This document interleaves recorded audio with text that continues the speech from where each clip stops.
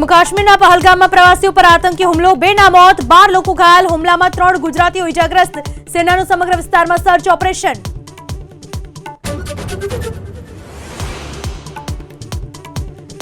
જમ્મુ કાશ્મીરમાં પ્રવાસીઓ પર આતંકી હુમલાની પીએમ મોદીએ કરી નિંદા. કહ્યું આતંકીઓને છોડવામાં નહીં આવે. કેન્દ્રીય ગૃહમંત્રી અમિત શાહ શ્રીનગર જવા માટે રવાના.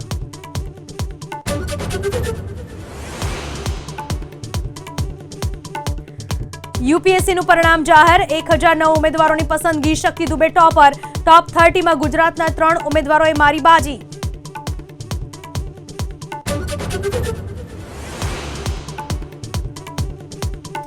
ખેડૂતોના હિતમાં ખેતી વિષયક વીજ જોડાણના નિયમોમાં ફેરફાર. 7-12ના ઉતારામાં વધારે સહમાલિક હોય તો તેવા કિસ્સામાં અપાય છૂટ. નોટરાઇઝ સ્ટેમ્પ પેપર પર અપાયેલ સેલ્ફ ડિક્લેરેશન રહેશે ગ્રાહ્ય.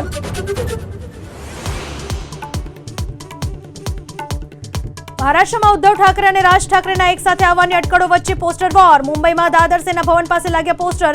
લખ્યું બટેંગે તો કટેંગે છોડી ઠાકરે બંધુ આવે એક સાથે.